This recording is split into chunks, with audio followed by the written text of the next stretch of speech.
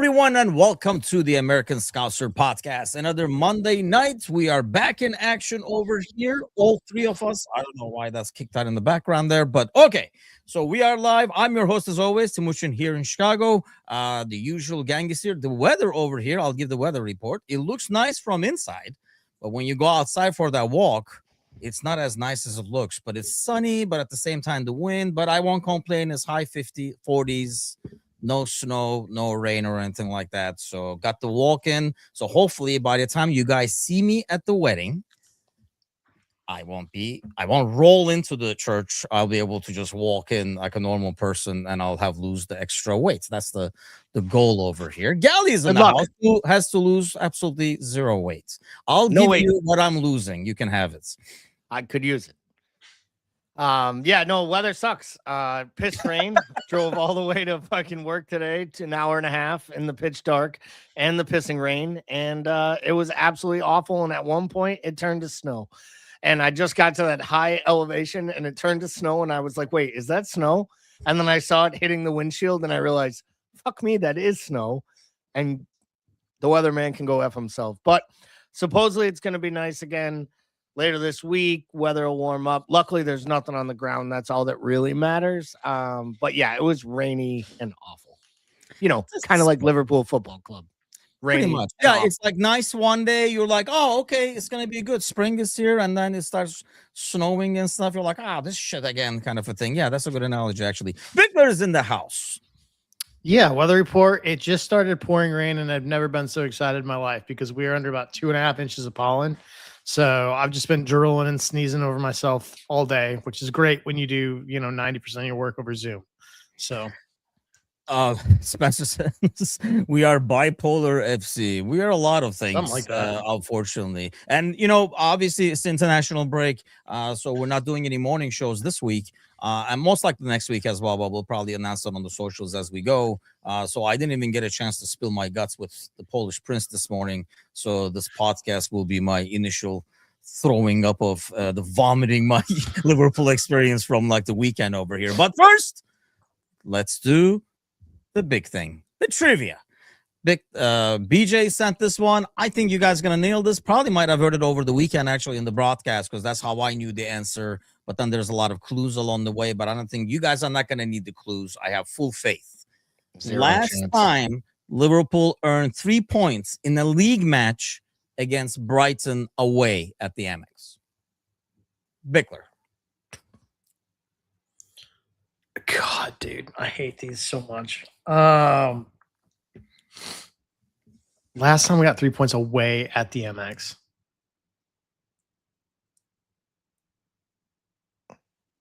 I don't know. I honestly don't even know.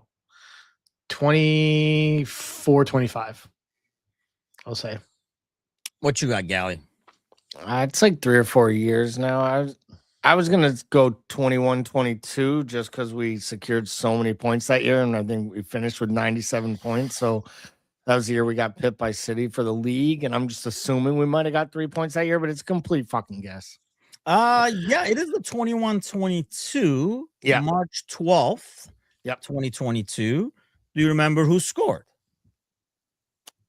I don't. I will guess that it was Sadio Mane.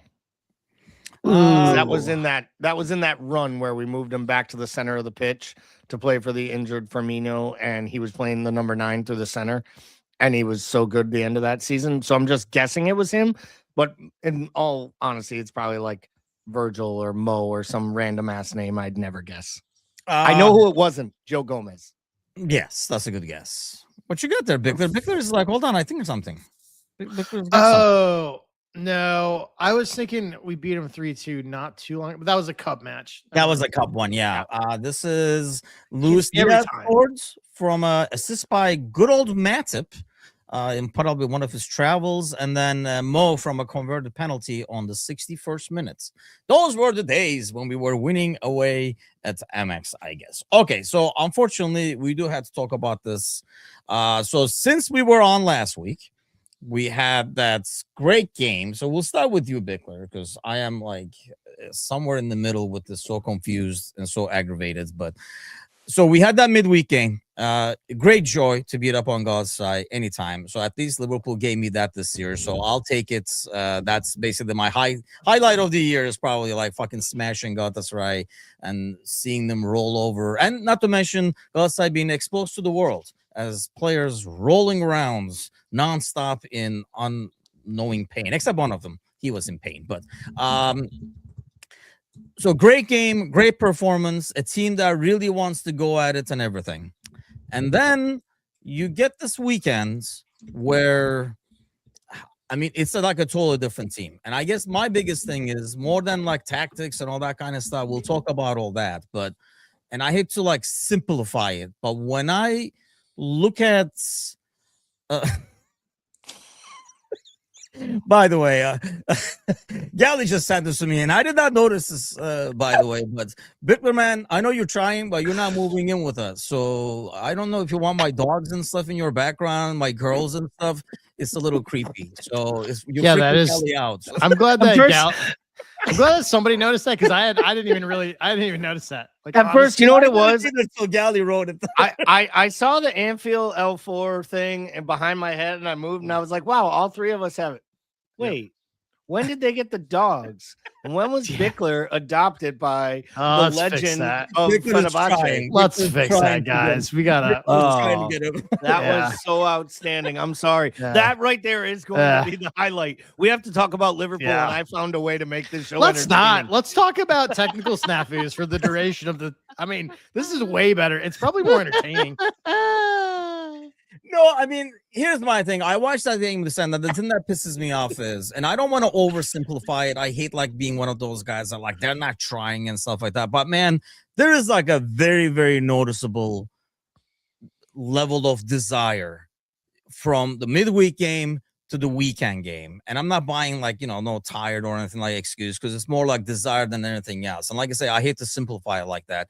And you would think the medicine for that would be rotation and stuff. But I felt like the guys who came in off the bench, like we'll talk about Jones and stuff probably separately and stuff, but it felt like they showed even less desire. You would think, like the cure to that is rotating, having people playing fresh and stuff like that.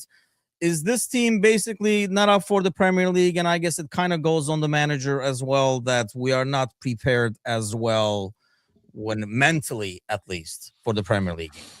Yeah, I don't really know, because to me it doesn't make sense if it's an effort thing, because you saw a team playing with a sense of urgency midweek because it was an elimination leg essentially at home, right? But to me, every single weekend is an elimination leg at this point. In the league, when you're talking about fighting for top 5, and I know it's a down year, but you've got 3 teams in the mix for that one spot that you have.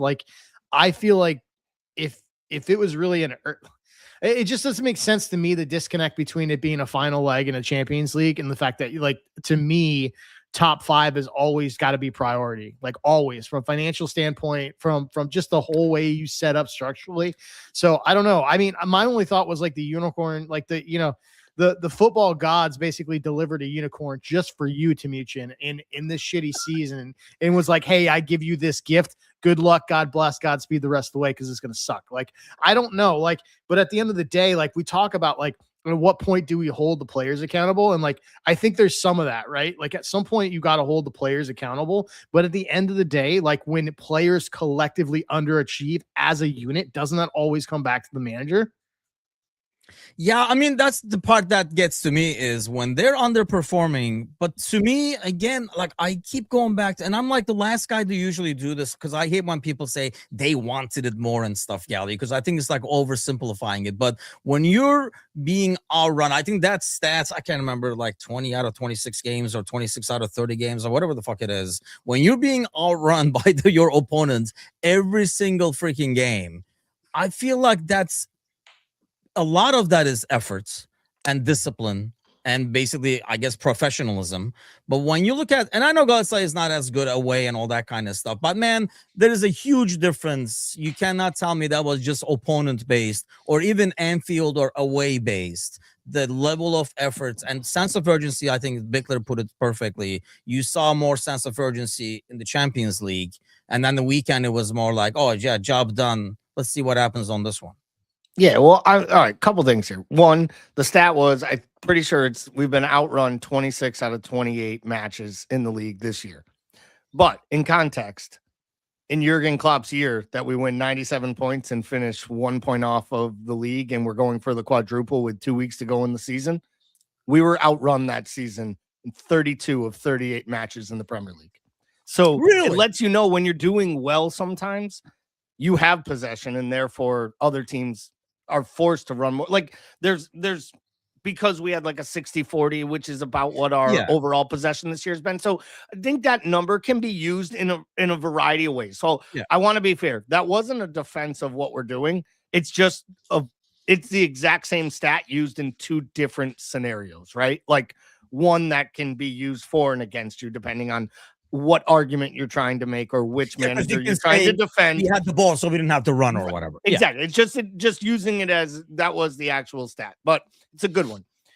Here's my thing about this match, and I think we have to talk more about this match specifically so we can talk about how it goes, because I think they actually come out with the same desire to run at them, and I think they want to be intense from the start. We look okay for the first 5-10 minutes. The Ekitike thing changes everything. It drastically changes the entire afternoon. I think it also takes the wind out of the sails of some of those players. And this is not to give them an excuse. You know, when Virgil in his first minutes, the captain starts making an excuse because your 22-year-old striker goes off in the first 10 minutes and now no one else is on there to make runs.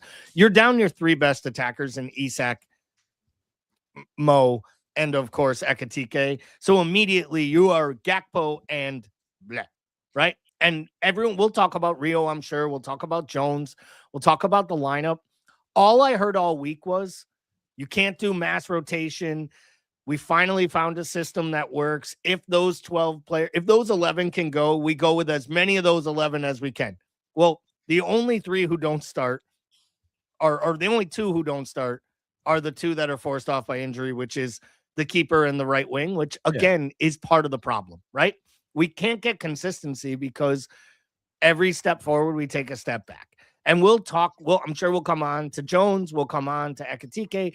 I always come back to what did people want from that starting lineup? To me, that was the starting lineup I expected we would see in this match. I thought he would go as much like for like. For all the people screaming, this was an opportunity to rotate and Jones should be starting.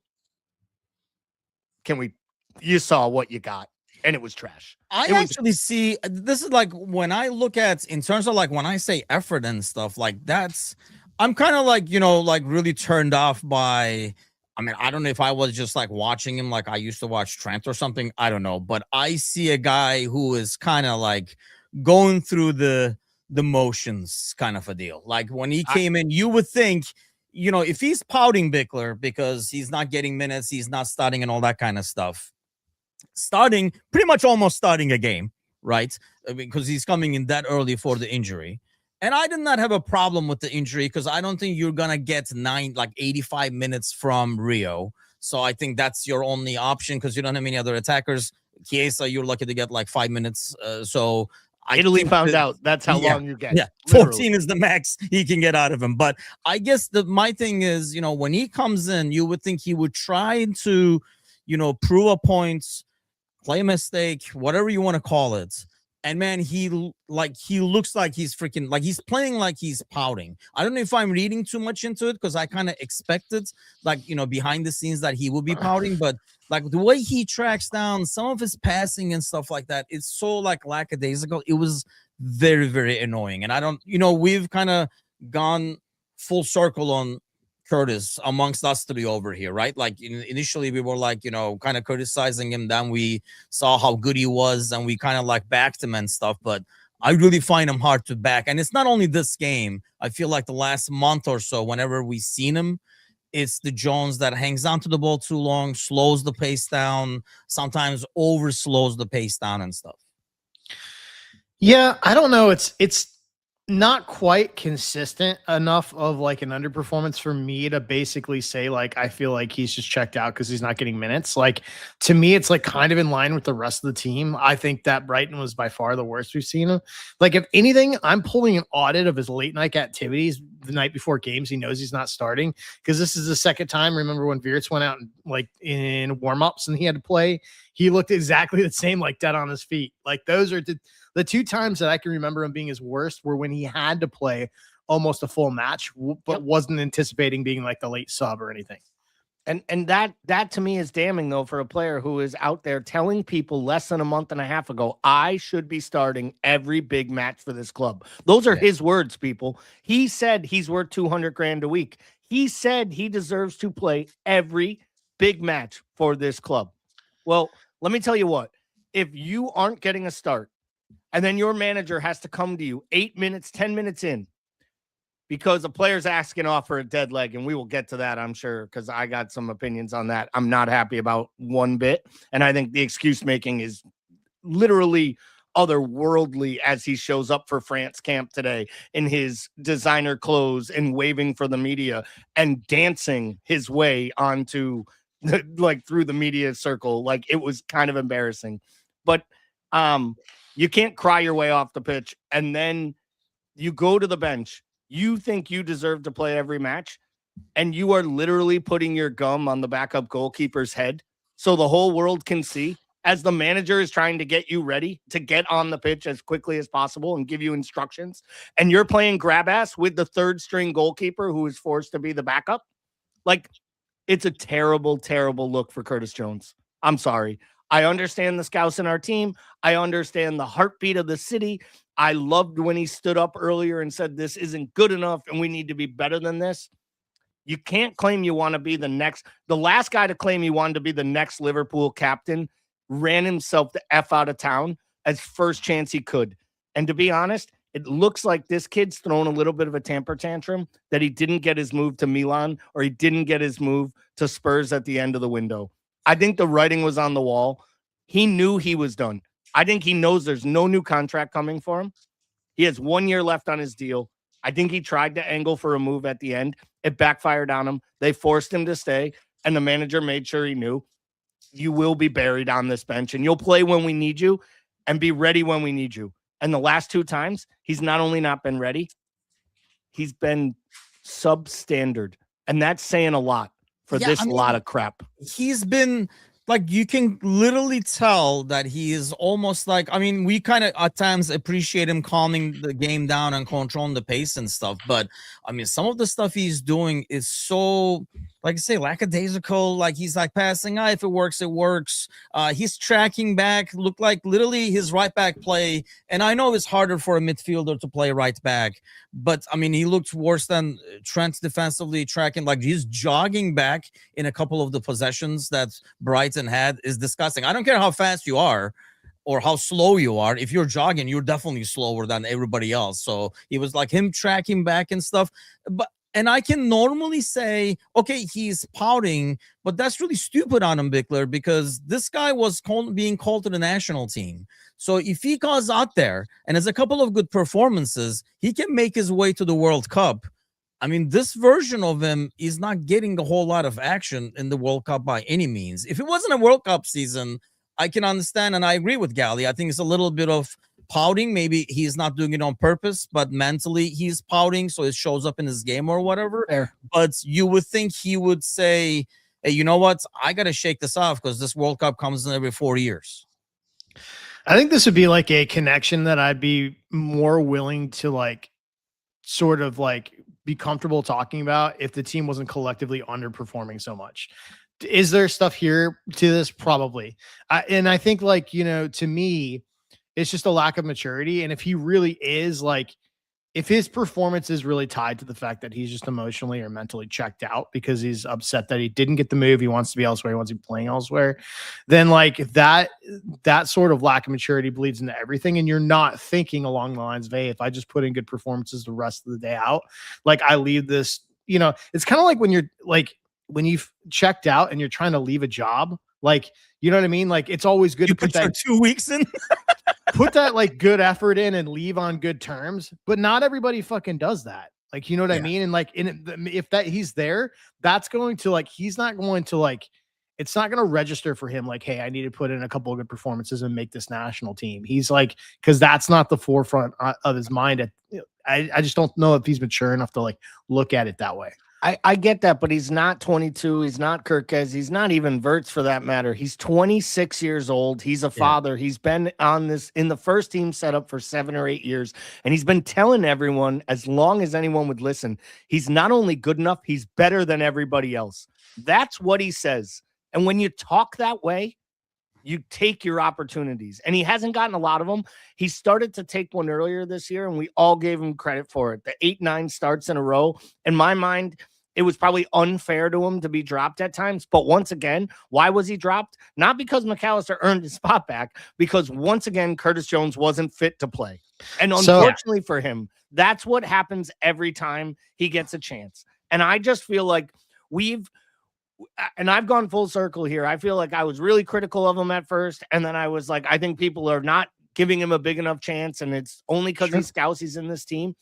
I feel like he has reverted back to all the things that everyone said when he was trying to recreate the goal against Everton. He started to play within himself. He started to find a role within the team. And I agree with you, Paul. It's hard to criticize him when everyone else is playing poorly. But here's the thing. This is one of the big misnomers in my mind.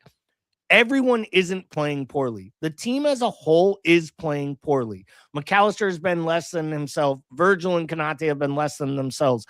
I don't think you could argue that Kirkez has been a problem. I think since Frimpong comes back, he's actually at it. We've all lauded Szoboszlai all year long. I thought Verts was actually pretty good against Brighton, outside of the fact that he got forced into that front two position that didn't really suit him because the manager wanted to stick to the formation. And, maybe we'll get onto this. It felt to me like the manager knew what the move was when he needed to take Ekitike off. And it was probably Szoboszlai to right back and moving Frimpong forward. But he was so defiant in his press conference, he wasn't going to do that. I feel like the manager in some ways, and this is where I will criticize him, the move there is either bring on Rio or move Frimpong up top. It isn't put Verts into the front two of the right-hand side where Gakpo was taking up position, because now you have two guys who can't run behind and there's absolutely no outball. And to me, that felt like that was the biggest mistake when the substitution happened. I think you either bring in Jones and he slots into midfield and Szoboszlai goes to right back and you push Frimpong forward, or you send Szoboszlai right to right back and you push Frimpong forward. Just because I just don't think the Verts thing, we all say we don't like Verts on the left. We sure as hell don't like him playing on the right wing. Yeah, I thought it was going to be more of when Jones came in, I was like, we're probably going to be more of like a 4-5-1, if you will. Verts is going to be flying around and you're going to give a bit more of a free way for people to make some runs up top, right? Like Szoboszlai and stuff to get behind. We're going to, I was waiting for halftime. I figured that's when we would make those adjustments, because obviously you didn't go into it, but we didn't make those adjustments. I mean, my thing with, Jones is, and I know what you're saying, Bickler, like everybody, like overall, the performance is not great. So it's hard to pick on like one person and stuff. But when you're benched and you're trying to prove yourself, and it's not even like he came in the 70th minute when shit was going downhill and we're like, well, let's see if he can do something.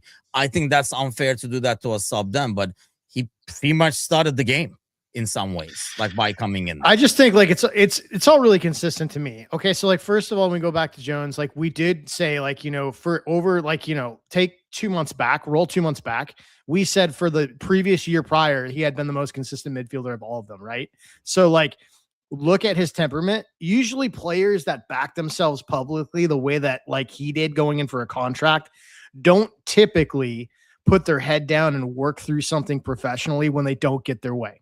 That makes sense. So like, I think it's consistent from a personality standpoint, like from the sort of the mental angle and like the way he's going to deal with that. To me, it's consistent. Doesn't mean I like it. Doesn't mean I think it's right. I just think it's consistent with what I would expect from him. Now, like, does he have legit beef there? I think he probably does in some ways. I don't think he's helped himself. And I think my thing with Curtis Jones is every time he's gotten a chance, he hasn't stayed healthy. Correct. Right? Yeah. So like, I think like, do we move on from him? I'm sure we do. And I'm okay with that. Right. And I'm okay with him not liking it.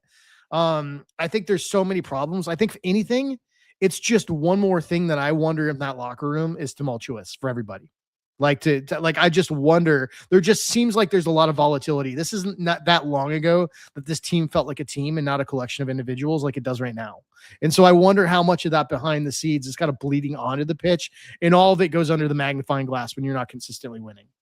But that's the part I think, and you're right. I think, yeah, there's probably, maybe he's upset because, I mean, we've said it over here a bunch of times, right? Like, how come Mecca keeps starting despite the form and stuff? But obviously he was following some directions that maybe Curtis wasn't, or whatever. One reason or the other, Slav was playing it over him. So maybe that's his beef. And there's probably, the old versus the new kind of a thing going at the same time. So I get all that. But what gets to me is, and that's why I feel like ultimately it is on the manager, right? To be able to kind of like get that sorted and get somebody on the same page, whether through his rotation or whatever it is.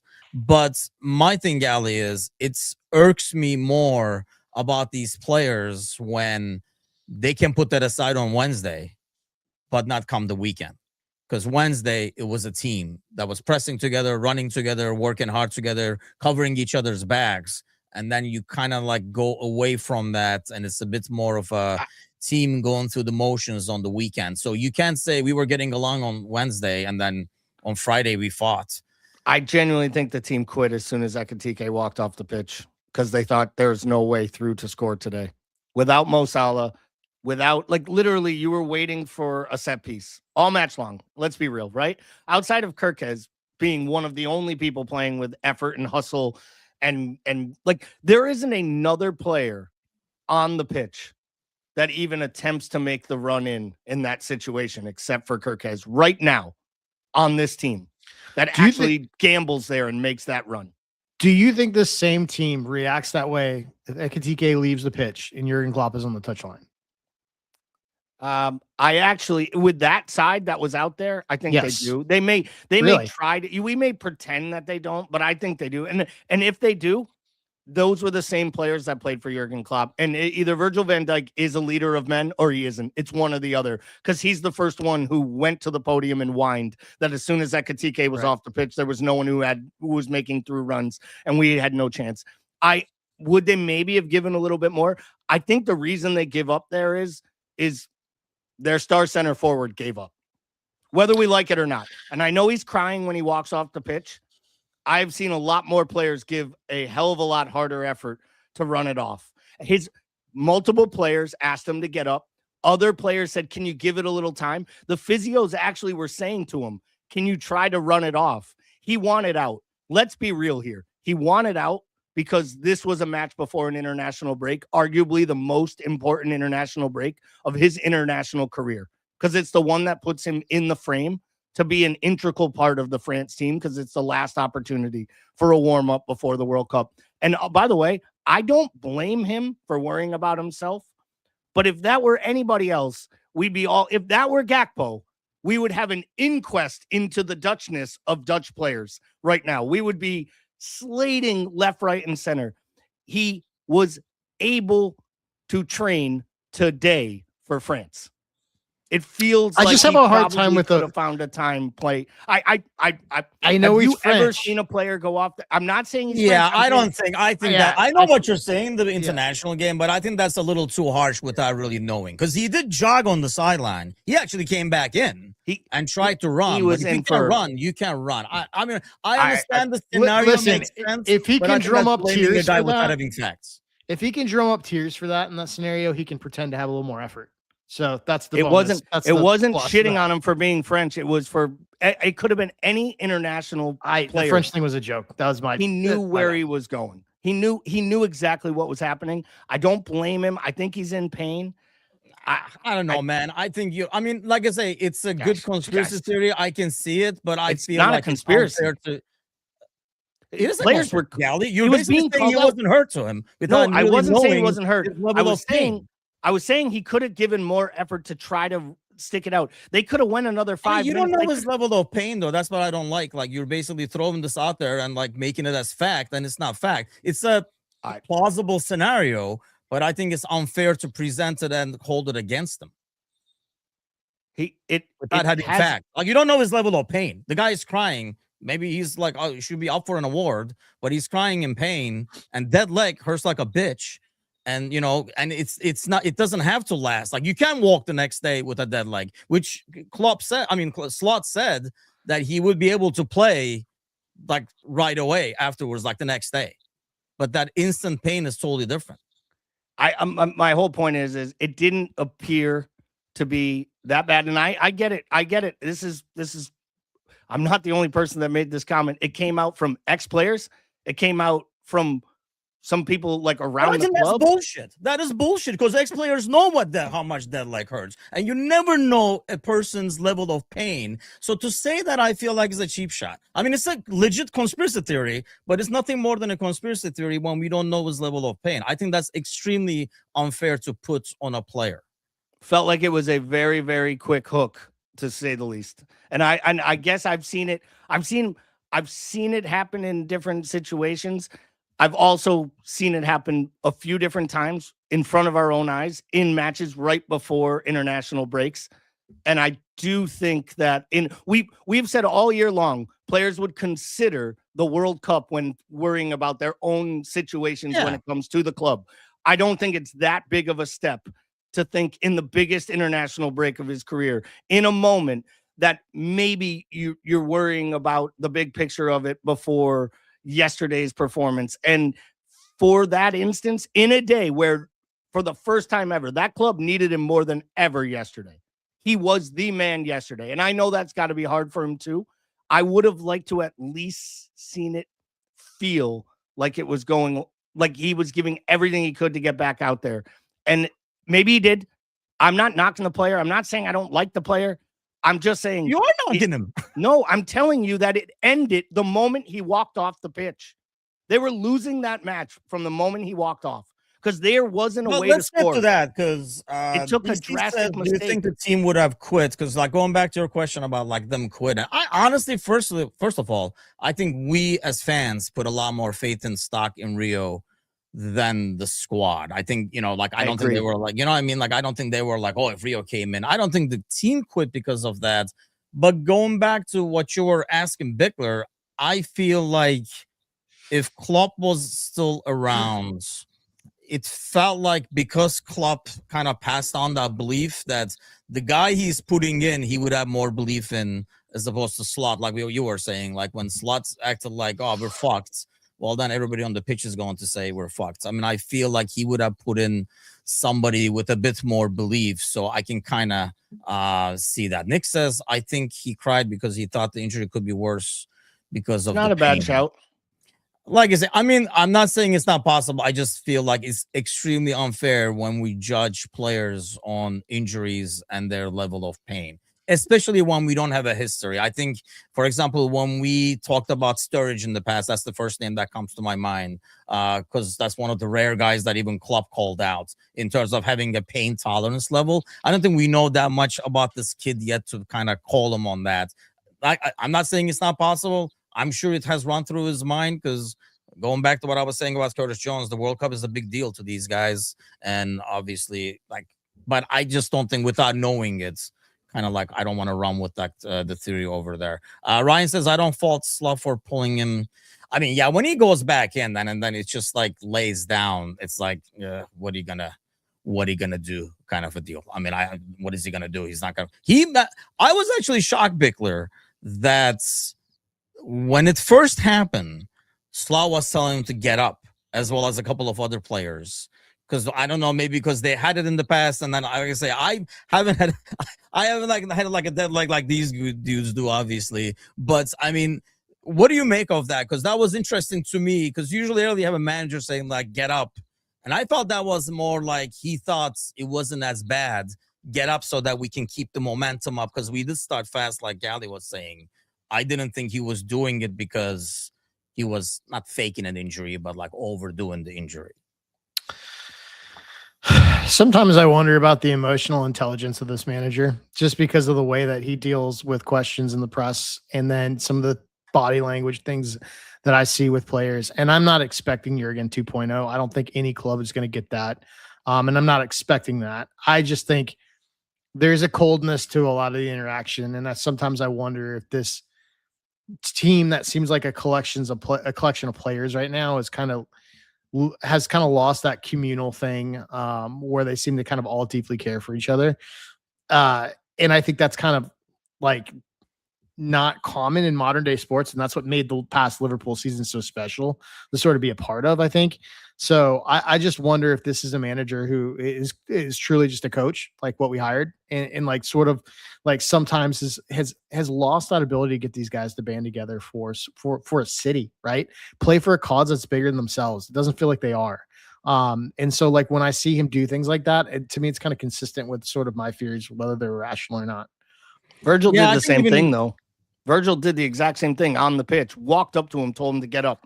Right. And I don't, Milner, and I'm not disagreeing, by the way, and asked Milner, and Milner was like, it was nothing because it was hip to hip. And maybe it just got him, maybe Milner just literally got him right on the corner of his thigh. And it was right at a moment where literally the muscle was tight.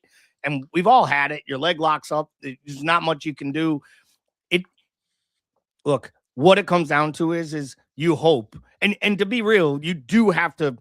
It is only going to get more physical for him in this league. And this isn't the first time. He's had a couple of these instances where he's gone down. He's stayed down for periods at times. Players have kind of urged him to get up. There was one earlier this year after the Palace match, after the silly red card when he first came back, and he takes a bad knock. It might be the PSV match at home. He gets hit pretty hard. He's down in the box, and he's like kind of rolling. And he ends up offsides, and literally his own teammates are, I think it's Mo Salah yelling at him, like, just get up. Like, it tells you he does that all week in training. That's what it tells you. Well, this right? is, no, like but, it reminds me, we had a Brazilian, exchange. I think you're right. We had a Brazilian exchange student in high school, and I remember we used to give him shit all the time in the games because he would see it all week. We're like, dude, get up. Like, and I think in both cases, it's more about like the momentum. It's like, dude, if it's not that bad, if you're not dying, get up, because we got the momentum going over here. You're slowing everything down and you're making us cold.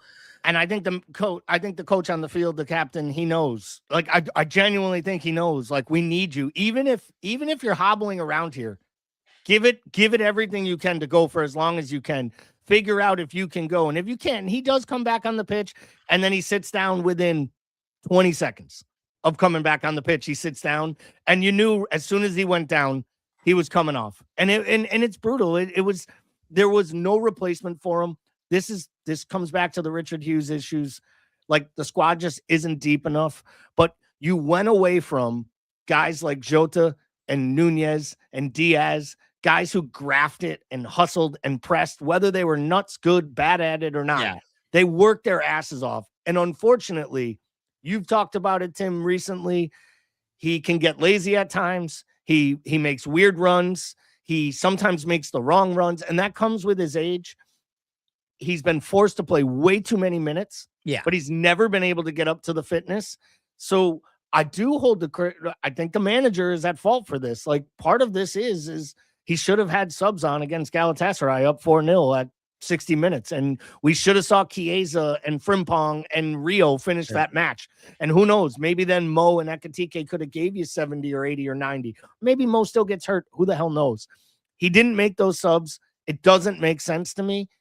He has not put his best foot forward. I just feel yesterday is a weird one for me to hang on him, because from the moment he goes off, he's scrambling to just try to get a result. And it's a quarter of an inch on an offsides call and a really, really, really poor defensive play from a ball out by the keeper, a terrible turnover by Jones to create the throw in, Konate kicking it out, Van Dijk forgetting he's a defender, and then Konate forgetting that you're allowed to jump and allowing a 65-year-old guy to climb his back and get a header over him. Like, that first goal is so terrible. And it's only coupled worse by the second goal by Jones not tracking Weaver on the run that allows him to just waltz right past him. By the way, it's Weaver not like of all people. He was chasing Minte or something. This is what I'm saying. Like, Weaver. This is where we're at. I think the problem is, I don't know. I think because sometimes his substitutions and what he does almost feels like he's it makes it clear he's out of ideas. Like when he really starts to scramble, I was saying this like earlier in the season, after 60th, 70th minutes, sometimes he manages like a freaking kid playing FIFA. He's like, let's put all the attacking players in because we need a goal kind of a thing. And we have like 7 attackers, but no midfielders or nobody to build play and stuff. But it goes back to what you're saying. I mean, I don't think there's any disagreeing there that the way the squad is built, and on top of that, bad luck, I guess, because you do already have Isak and Mo out. But I don't see anybody like saying Chiesa and stuff anymore. I guess you can't anymore anyway, because he's hurt again, apparently, and he's going to be out of action. Well, at least he's not going to Italy, so I don't know if he's going to be out of action for us. But the lack of depth over there definitely hurts. And I feel like, man, like we just don't have, like I say, when I see Jones coming in, you almost want to say, okay, this is what we're going to do. We didn't know what the heck. And I think more importantly, it doesn't matter if we know what the fuck is going on. It didn't look like they knew what the fuck was going on the pitch. And I think that's like the bigger issue there. Like everybody was all over the place. If you could do it all over again right now, right? Ekitike's got to come out in the 10th minute or whatever. I'd argue you would have been better off just sending out Chiesa and just letting him run at defenders straight for 45, 50 minutes. At least you get the running in. At least you know he'll press. At least you know he can play as a 1 of a 2 on the inside there. Like you didn't have to rejig your formation. It just didn't make. If you're gonna make a sub there, you could have done a few different things. Obviously, you could have brought in Rio. You could have brought in Jones. You could have brought in. It just didn't make any sense the way that they went about it, and to bring Jones in there and then go with Verts on the front right of a top 2. To me, it was just the manager absolutely showing that he's completely he's adrift of any response at this point. Like he genuinely feels like he's out of ideas, because I think he feels like he's tried to shuffle this pack and mix it up. He's played 4-2-3-1. He's played 4-3-3. He's played a 4-2-2. He's played a diamond in midfield. He's gone with high wing backs. Like he's tried everything, in my opinion, that he thinks he can do within reason, and none of it works. And if he had subbed on Rio and then yanked him, he would have got shit for that. Like right when you see it working, you're like, oh, I think we're getting something. There's like, now he's out. You're like, what the fuck? So you go, but I think sometimes Bickler when we were losing, he had to change stuff to stop the bleeding, right? I think we all agreed to that. Something had to change. So he did change that. But I feel like some of these, because I agree with Gally, there's almost like too many changes. And it's not like you're going to change it and suddenly it's going to be like a puzzle piece where everything falls in and it starts glowing. I mean, it's going to take time. I feel like when you're changing it so much, you're also sending a message to the players. And that's why you see all these post-match press conferences where they're like, yeah, we don't know what's going wrong. I mean, that's from Szoboszlai, Robertson, everybody. And when the manager looks like he doesn't know what's wrong either, it doesn't come back to, hey, we got to do better. We got to put more effort or whatever. I feel like he's changing too much. Just give something a little bit of time at least. But the pressure obviously is almost getting to him. Yeah, I actually would argue I thought Jones was the right sub. It was just the wrong formation. I think so too, yeah. And I think you're playing the formation. Right. Yeah, exactly. I mean, that's my thing is so it goes back to like, what did you spend all week working on 2 up top like you did midweek? Like when you played really well and just didn't have a backup plan for like, hey, what happens if we have to go to, a 3 up front, or what happens if we want to play like somebody sort of in a false 9 with 2 people on top? Like, there's ways to sort of like manipulate that I thought like could have benefited that situation. And instead this goes back to the FIFA thing. It's like you pick the formation and you're just static and you just swap players like positions, and that doesn't work. And I just think, like, to me, if you're down to your 4th and 5th attacking options, like everybody knows I'm big on the Rio. Like I'm on the Rio bandwagon. I've disagreed with y'all on that this year in terms of him getting more minutes earlier. My thing is, if you bring him in, like, what do you have on the bench to bring in if you're still chasing? Like that's why he didn't. Yeah. And to me, you get Jones in, you get to halftime, and then you can now you can really think about like, what do we want to do to push for the next 45? And that's the other thing. I was disappointed that this team didn't seem like they get just survive till halftime, But like, I felt like they got to halftime and then they didn't make any sort of impactful changes coming out of the half at all. Like there didn't seem anything instructionally to me that looked like there was a change when obviously the game was screaming for one. I mean, I was okay with Jones, but like I say, I expected, like we were talking earlier, we would switch to kind of like a 4-5-1 kind of a deal. And, a couple of the midfielders making like shock runs. Maka is really good at it. So Ostai can do that. And we would kind of like that. And at least at halftime, like Bickler's saying, we would make that adjustment. I would say no to Chiesa. I know, like, Gal, you were mentioning, because I know if he puts Chiesa and he knows he has to take him back out. So you use 2 subs now for the same thing, because apparently Chiesa can't give you fucking 14 minutes, leave alone probably like 40, 50 minutes. So he'll have to use, he probably didn't want to use 2 substitutions for the same thing. I can understand that. You get 5. I mean, this is another thing that keeps coming back. Like midweek, I don't blame him for, I mean, you're going to send Chiesa out there. He's just going to run like a chicken with his head cut off. And, it's not like he presses as well. He just runs. And it's not even like Szoboszlai running, though. He just runs and fouls. It's just basically all he does. But let me ask you guys this. I mean, obviously, it's the international break. Pretty meaningless one for most. Obviously, Turkey plays like meaningful games on Thursday against Romania is the first one. But I'll start with you, Gally. Big games coming afterwards. So in that sense, does this come at a good time? Does it come in a bad time? The international break. Would it be better for this team to go out to another big match like Galatasaray right away, where they can kind of focus and say this is big, or do we need? They needed a break. They need to get away from each other, in my opinion. I think they genuinely all need a break. They go to their national teams. Hopefully, for the ones who are staying back, they can get treatment. Hopefully it gives time for Ali to get healthier, Mo to get healthier. Right, like. These are important players that you're going to need down the stretch. Hopefully, Ekitike is able to, play a little bit for France and get over whatever it is that's ailing him. By all accounts, they expect Isak to be back, not fully fit by any means, but back to give them minutes coming. Yeah. They don't know if he'll be available for the City match, but I have a sneaky suspicion. I think he makes the bench for the City match, even if just for the emotional lift it gives the away supporters and maybe his teammates to know he's there. I know it would lift me if I was on that bench and I knew if there was a chance that a guy goes down with a dead leg 10 minutes in, I have Alexander Isak instead of Chiesa, maybe to come on. I know there's shouts for give Morrison a chance. I would have loved to have seen Morrison play. That was my whole goal. Get a couple goals and give him a shot. Paul was so excited to see me say that. I'd go with any of these kids right now. I'd play all of them.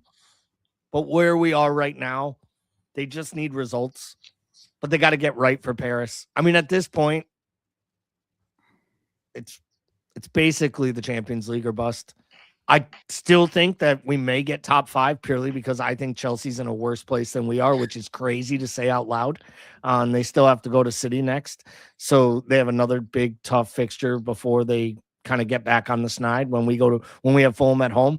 I just have no faith right now in this side playing meaningful football coming off of European midweeks, which it's weird because on one hand, I'm like, it's PSG or bust. And on the other hand, it's like maybe the best thing would be going out right now so that we don't have to worry about playing Everton 3 days after playing.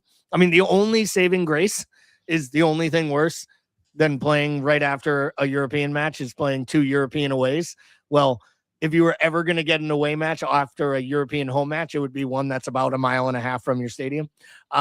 So at least, maybe they can get up for those matches. It's what Fulham and Everton, Palace, I think next 3 coming out of the blocks, they have to get a minimum 7 points, if not all 9.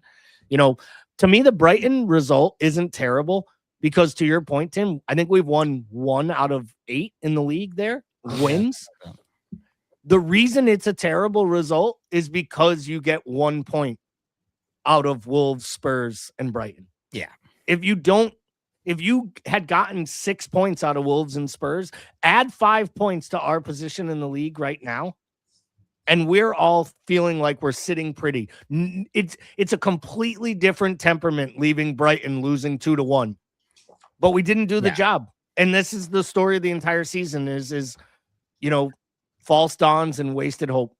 You know what? In a weird kind of way, Bickler, I almost feel like maybe that's better because they will play Chelsea at home, and almost like this team is looking at the schedule and say, hey, there are games where, they're going to play on schedule tougher games, on paper tougher games. Like we expected to get more out of Wolves and stuff, but maybe that's what this freaking team needs anyway.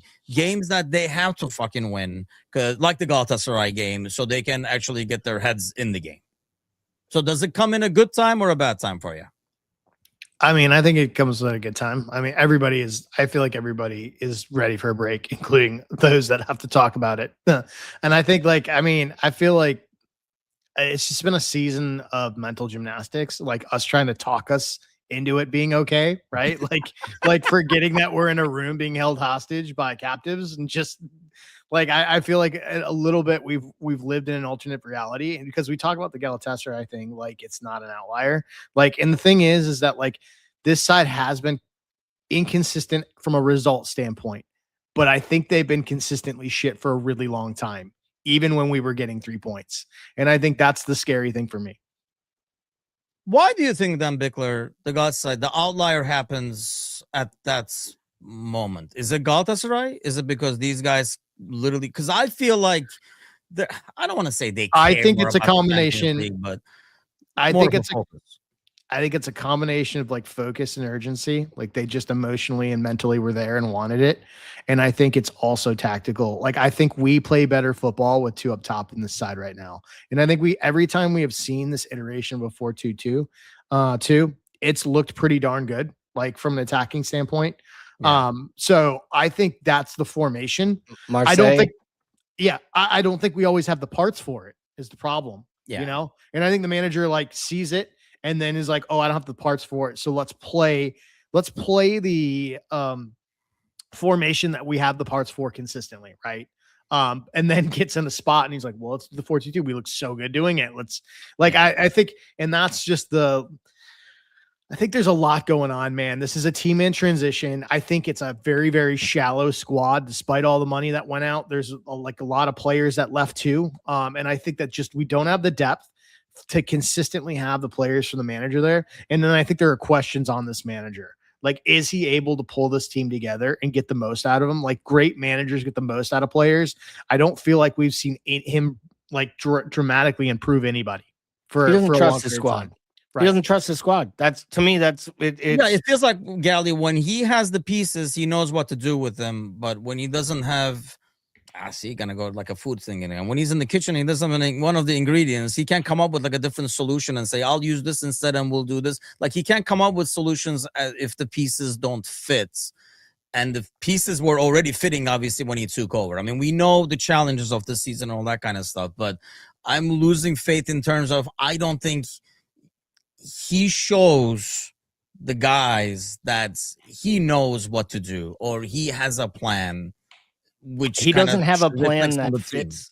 He doesn't have a plan that fits the tools he has at his disposal. Right. I think to be honest, the tools fit better last year than they do now, which is why I won't take when we've said it before, I will not have he won the league with Jurgen Klopp's side because Jurgen Klopp failed to win this league 3 consecutive years with the same side. And I'm just not having that. If we flip these 2 seasons and last season was a fight for 5th and this season was a title, no one would be asking if we believe in him or not. And you can't change history. So I'm not asking to. He did a great job with last year's side. He got a lot out of what he could. He got a lot out of Gakpo and Diaz as a partnership on the left-hand side. He can't get as much out of Gakpo without the Diaz partnership. He got an awful lot out of a world-class Mo Salah. It took a big step back, but it also had to take a step back because he stopped caring about what the center of the pitch mattered as soon as he moved Luis Diaz into it and said, just like Bobby Firmino, work harder in the middle of the field so the wide guys can make things happen for me. That at the beginning of the year, last year, he was a lot like Klopp. He was trying to fit. He was trying to be the guy. He was like everyone else, right? He's like the guy who meets the crazy bitch and is like, I'm going to make this one a girlfriend. And he's like, I'm going to make Darwin Nunez work. He got 8 games in. He was like, this Darwin guy, I'm done. I'm going to play Jota. Jota got hurt. He was like, Diaz, you're up, buddy. You're in the middle because I know you'll work and you'll grab, you'll do the job. And then he had the midfield. The midfield last year to me was the linchpin. And they went out and they signed something that absolutely disrupted everything that was working. I am going to stay on my island that Florian Wirtz will be a success. But I don't know if Nick's still in the chat, but if he were, he'd drop in any minute to let me know that Florian Wirtz is a luxury, not something you build a team around, and that the Premier League, he will never adapt in his mind to the Premier League, and we'll see what happens. I've come full circle.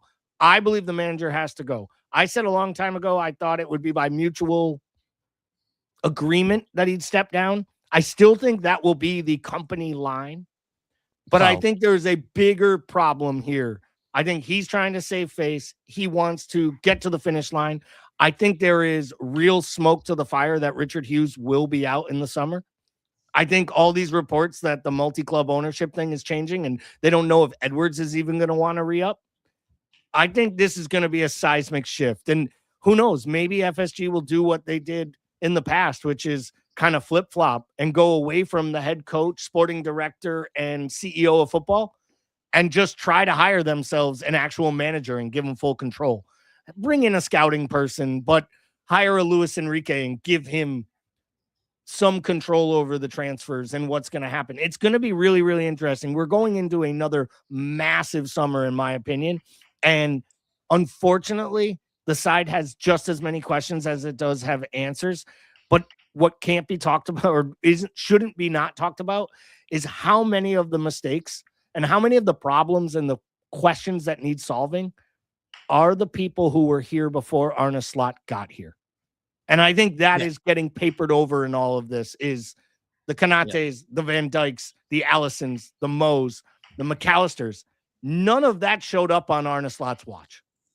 Yeah, and I think, look, over time, I mean, it's come to a point, I don't think it's like anybody has faith in a recovery. I think if the season ended, I mean, since it can still, I guess, end in a high note, but it would have to be ending a really, really high note now, just not a trophy. But still overall, like how the things go, it would have to be really, really good. And I don't just see that happening. I think that goes back to the mental gymnastics like Bickler is talking about. If we see that, because if you can't do it 2 games back to back, I don't know how you're going to do it fucking like 10 games back to back. I really think the next person they hire, more than getting a guy in, whoever they're interviewing and whoever they're looking at, will have to kind of like have a plan for this current squad with some add-ons, because knowing FSG, they already spent this money on Isak and Wirtz and stuff like that. So the new guy coming in will have to come in and say, this is what you guys should be doing with these guys, which partially feels unfair to Slot if you think about it, because he hasn't had Isak.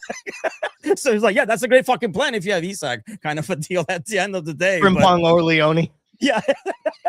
So in some ways it feels unfair, but I think, as time goes, it has come to a point where, and like I say, I don't think fans have opted either along the way, but it's coming to a point where we don't get the results or the performance or the improvement. I just don't know if, like, I don't see anything from the squad, like, believing, but then I see Wednesday and I can't help but people have to take some of this blame and throw it on these players as well, because the team that went out on Wednesday mentally is not the same freaking team. And yes, some of that mental thing is on the manager as well, but I think the players are getting away with a lot of shit, especially after we see that Wednesday over there. Having seen that, Shelton was saying that I know I need the break. We're taking a break in the mornings because you can always talk about these, and I don't think anybody is interested mostly in this international break, the least exciting one, because meaningful games are very limited on this one as opposed to like the other ones for qualifying and stuff. But will you watch international games, Bickler? I kind of know the answer, but I'll ask anyway. The answer is no. Just as I expected. Gally, will you take a look at Turkey and see what Arda and Kenan is doing? I'll pay attention to the I like drama, so I'll pay attention to the dramatic games that lead to a World Cup qualifier here or there. Northern Ireland's matchup's a little interesting. Ireland's matchup is interesting to me. Italy's playing, so I have rooting interests to try to see who gets through, and I'm always excited to see what teams make it. To be honest, I'm not really looking forward to this World Cup, mainly because I'm just not looking forward for it to be a celebration of North America, to be honest. I just think it's going to be a political nightmare, and I just think it's going to make everyone look bad.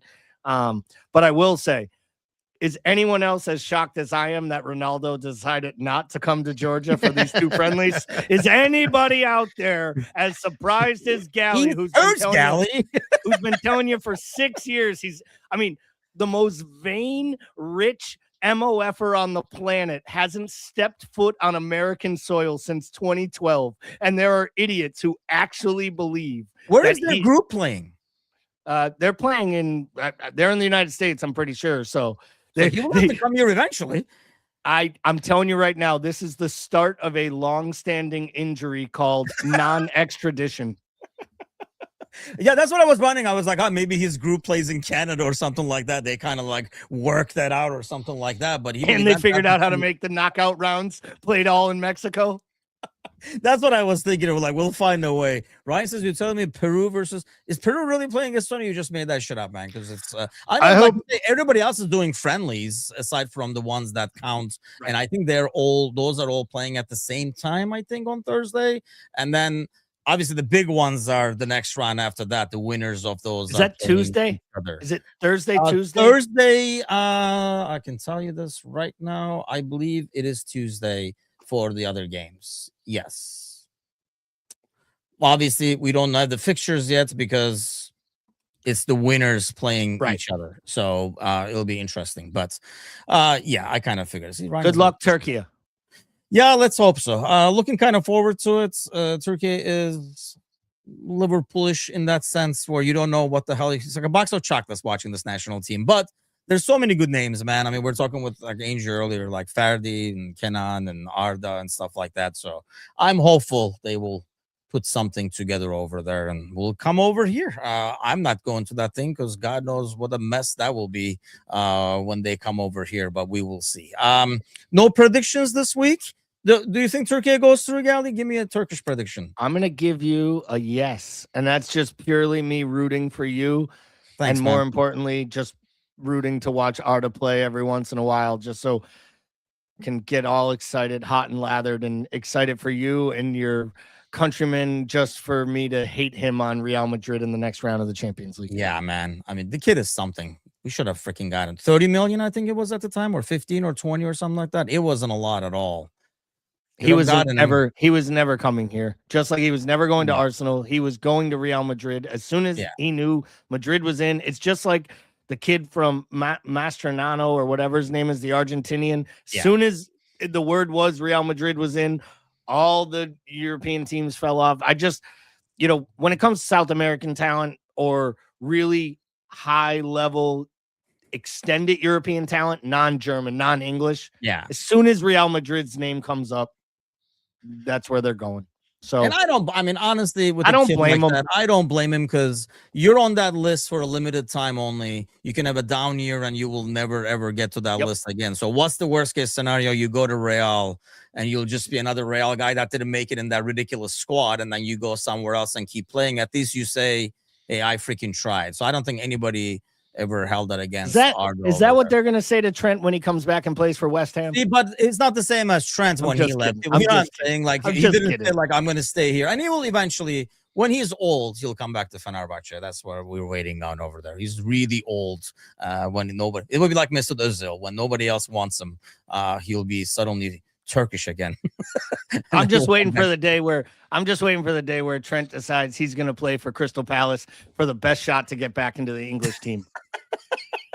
Not the Ballon d'Or, just to get into he got left off a 35-man squad. 35. And honestly, worse than I think we talked about it last week. I think the worst part is the explanation of why he got left out. Like it wasn't even like he didn't look like he has a chance. Unless one of these guys die, he's like coming over kind of a deal. Bickler, your prediction is Turkey coming over here? Yeah, for sure.